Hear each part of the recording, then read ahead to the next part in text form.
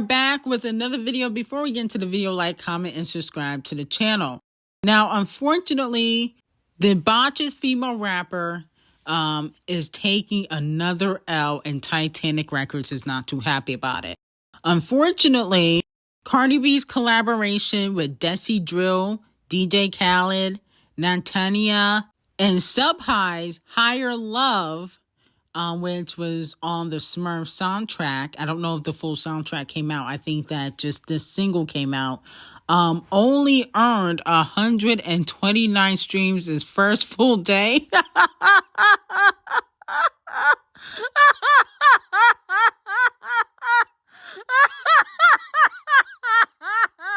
I'm sorry, it's not funny. It's not funny. Is not funny. So this was the first full day of streams on Palify, which is a flop. I mean, this is terrible. 129,000 streams. Now, even if you don't know the other artists, you know DJ Khaled and Cardi B. Like, they should be able to do more than that. Come on now. Now, with that being said, though, Titanic Records are actually actively looking, for what I'm hearing behind the scenes, looking for other female rappers to sign, because they feel like Cardi B, she's just not doing it. Okay? After she finishes out her contract, I'm hearing that they will no longer be pushing her. Now, I think that she has 2 more albums in her contract, but I think it'd be a stretch if she even put out a 3rd album. Okay. I think she probably going to have to give back some money to the label, and they probably just going to be like, listen, after your 2nd album, you're done. There's no way she can put out an album with these numbers. Her Partisan Fontaine collaboration flopped. Let's be very clear. The Wannabe remix flopped. The Shakira collaboration flopped. The Peso Pluma collaboration flopped. I mean, how many flops can she put out? She the queen of flop records right now when it comes to female rappers. She put out more flop records than Scratch Off and Sweetie in the last year and a half. So, you know, from what I've been hearing, they're actively looking for other female rappers to push. They don't feel like Cardi B got it. She's the main rap girl on Titanic Records. Lizzo's not really considered a rapper. She is more of a pop star. Now, moving on to JT and Megan Thee Stallion. As we know, JT and Megan have had a rocky relationship ever since JT decided to do the Super Freaky Girl remix or Queen mix instead of being on Megan Thee Stallion's album, Traumazine. She was supposed to be on that album and she never was. And JT and Megan, they used to hang out a lot behind the scenes. Now, allegedly, JT is hoping to patch things up since she no longer has a relationship with Nicki Minaj. And, you know, she is supposed to be putting out her debut solo project in 2025. Let me know how y'all feel about it, if you guys would be here for it. I think JT and Megan might sound interesting. You know, that might be a bop. You know, I definitely feel like, I don't know what it is. I like the way JT raps. I like listening to JT more than I like listening to Megan Thee Stallion. I don't know what it is, but I feel like Megan's music has changed over time and it hasn't been for the better. I feel like JT keeps improving. So I would listen to the song and see if it's a bop or if it's a flop. Now, moving on from that, Riri is being accused of throwing some subliminal shade at Queen B. In her new Harper Bazaar interview, she said, "We like to eat with people," talking about her and ASAP the colorist. "We like to shop with people. We like to walk the streets with people.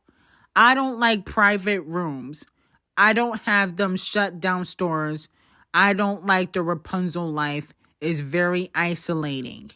Okay, so Rihanna says she like being around people that she don't always shut down, you know, theaters or stores, you know, when she wants to be out and about with her man. And she likes interacting with the general public and her fans, which we know Rihanna likes to do. She's done it for basically all of her career. She's never shunned out her fans, even though she don't really interact with them as much as she used to because she don't do music. Let's be very clear. But she's never really been stuck up. like people have accused Queen B of being, okay? Or a robot, like people accuse Queen B of being. So a lot of fans are saying that she's throwing some subliminal shade at Queen B. I don't think it was shade. I think she was stating facts. And to be quite honest, I don't think the way Queen B moves is wrong. You know, there's people that are like very outgoing and they like to interact with people. Queen B's not that person. You know, she likes being private. I feel like it works for her. And even though a lot of people love Queen B, there's a lot of people that really dislike Queen B. And I think, especially now, you see the hate that Queen B and Camel Face get a lot more. I think ultimately it makes sense as to why Queen B moves the way she moves and keeps a private life, especially now that, you know, she's been married to Camel Face for, you know, how many years? Almost 20 years. And to be quite honest, you know, you can clearly see people want to see Camel Face get taken down. So it makes sense as to why she keeps her life so private. Now, Scratch Off OVO. Everybody is saying that Scratch Off is the first lady of OVO, especially after Champagne Thickums fell out with SZA and Georgia Smith and several other women that he used to sleep with. But that's neither here or there. She quoted one of Champagne Thickums' lines from his new song Nokia that recently came out. Now fans are hoping that Scratch Off gets brought out at Wireless Fest. You know, Champagne Thickums is headlining Wireless Fest. Fans are hoping that they're going to perform their hit single, Housekeeping Knows. Okay, that song came out, I think, last year. I don't remember if it charted or not, but people are hoping that they, you know, do that record when he performs at Wireless Fest.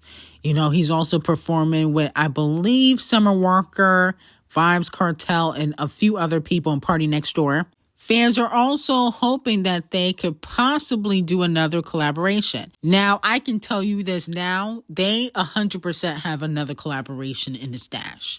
They have a few records in stash because Champagne Thickums used to sleep with Scratch Off's sister, Brooklyn, you know, who's an industry thought. She done slept with a few basketball players.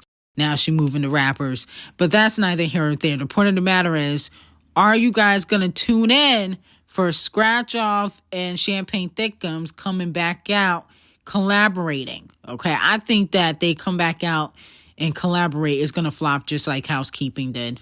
No shade. Now, it looks like Milagro Mob Radio has decided to apologize to Megan Thee Stallion, but unfortunately, Megan's team is not having it.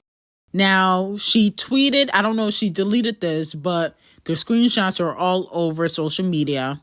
She tweeted, something significant needs to be addressed, but to be as sensitive to the circumstances as possible. I don't want to make anyone uncomfortable by speaking directly to them. When I used my platform to express my thoughts and ideas, I hurt someone. My lack of regard for how my words could have affected the people associated with my topics of discussion led to pain, and that truly was never my intention. There is never a day where I would want my behavior to cause someone to want to remove themselves from this life ever. I have never been offered nor accepted money or anything else to speak ill on anyone. The platforms that host my related videos were not and are not monetized, so I did not make a profit from these things. I was overzealous in the pursuit of what I thought the truth was, and the reality is that doesn't make anything a fact. I apologize, and I am deeply remorseful for my harm I've caused, okay? So it looks like she is subliminally apologizing to Megan Thee Stallion. As we know, Megan is suing her for defamation and harassment. And the case is currently not dismissed. So it's still, I guess, going through court. Maybe Megan will drop the lawsuit now that she sees that Milagro has apologized. But unfortunately, Doodle on the Beat, who works for Megan Thee Stallion, has responded to her apology, okay, after Megan Thee Stallion fans were trashing Mob Radio. Doodle on the Beat said, everybody love to throw rocks, then hide their hands. Save it for the judge and jury, with a laughing emoji. So it looks like Megan Thee Stallion's team is not having this apology, and they want Megan to go through with the lawsuit. So let me know how y'all feel about it. And do you think it was a good idea for Mob Radio to apologize? Now, it looks like Kung Fu Kenny's GNX has outsold basically everybody at OV Home. Okay. Now, GNX did 319 first week, 319,000. Champagne Thickums and Party Next Door, they're doing 248,000 first week, which ain't too bad. Party Next Door only did 37,000 for his last album that dropped last year. Baca, who got a weird case, he did less than 1,000. Smiley did 1.5. The total album units first week sales are 287 first week with these 4 artists, and Kung Fu Kenny did 300,000. And a lot of people were calling GNX a flop. But if GNX is a flop and it had 12 songs, what would you call Champagne Thickums and Party Next Door? I don't think Champagne Thickums and Party Next Door flopped, in my opinion. I just think that the music wasn't really worth putting out. Some of the songs, not all of them, but most of the songs that Party Next Door and Champagne Thickums put out, I don't think they're going to have any longevity. I think these are songs that sound similar to stuff they put out in the past, and it may not hold weight in the next few weeks or in the next few months. I don't think it's going to have longevity or last on the charts. Now, moving on from that, Kung Fu Kenny was the 3rd best-selling rapper by total album units in the U.S. in 2024, with over 4.8 million sold. So congratulations to Kung Fu Kenny on that. Now, moving on from that, does Doechii have a hate train? Fans are saying that Doechii is getting more hate on social media, especially since she won Best Rap Album at the Scammys.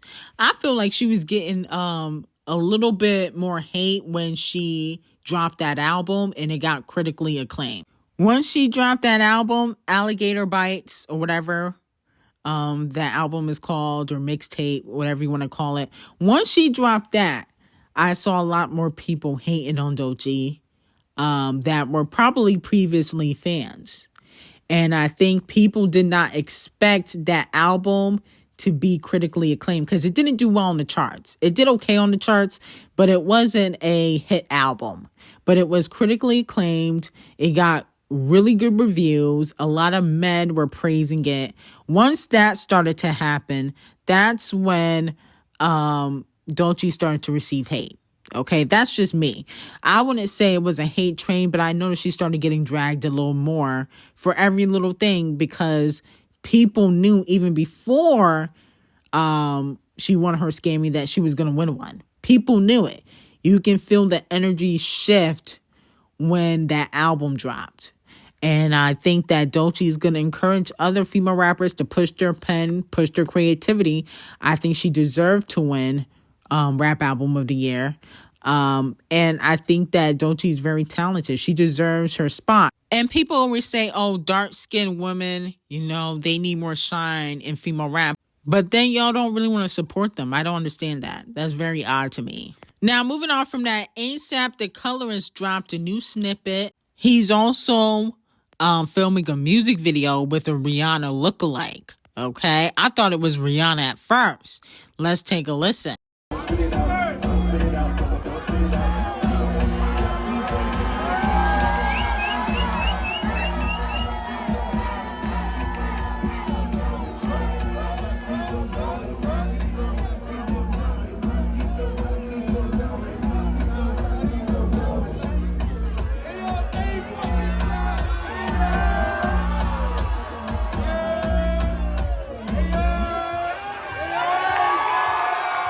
Now, let me know how y'all feel about that. Do you feel like this is a hit? I actually can kind of hear Riri on this, low key.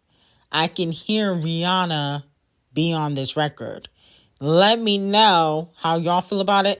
I feel like even if he put out a decent single, it's still not going to get the backing. I don't think it's going to get a push by the labels or anything like that. I think A$AP the Colorist is one of those people that he can put out music, but he's just not going to sell. So he can do all this hoopla, have Riri on the song, blah, blah, blah. And it still might do well first week, but then after a few weeks or a few months, people are going to forget about the record. Now, Rihanna tells Harper Bazaar that her next album is not going to be commercial or radio digestible. She said that she has finally cracked it and that is not going to be what people expect. She also stated that her next album has no genre.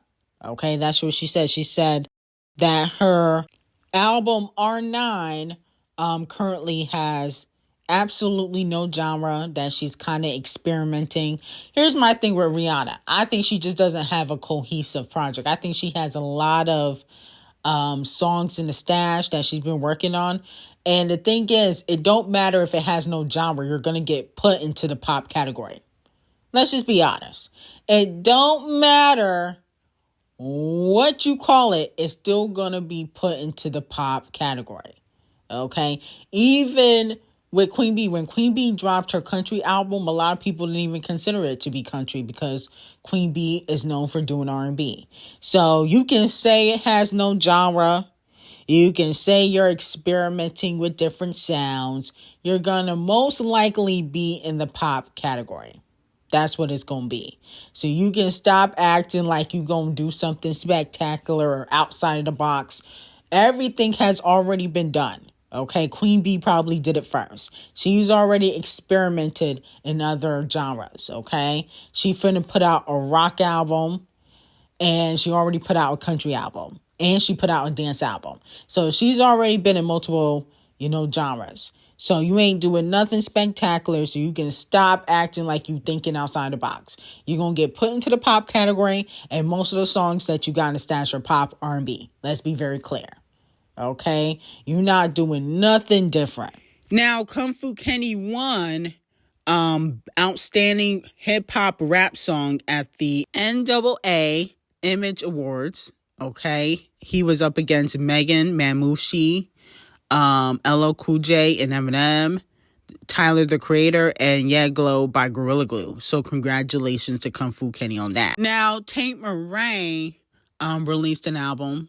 I don't think a lot of people knew that she was releasing an album because, to be quite honest, I didn't see nobody talking about it. Okay? But with that being said, her album So Close to What, aiming for a top 5 debut on the Billboard 200 album chart, with selling 110 or 125K first week, okay?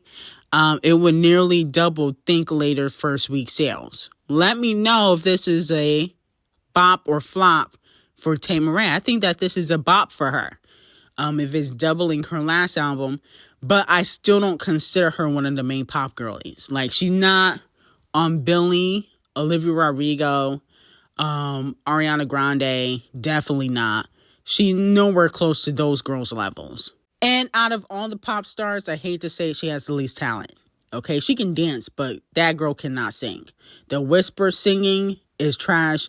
And, Billie do the whisper singing too, but Billie writes and she's lyrical. You know what I'm saying? Like, the lyrics are fire when Billie says it. Tate Murray be speaking about absolutely nothing in her music. Okay? Is not lyrical at all. She just whispers and dances half naked, especially in the music video. She wants to be Britney so badly, but she'll never be that. But anyway, I got some hot tea on Patreon. Link will be in the description. Have a great day.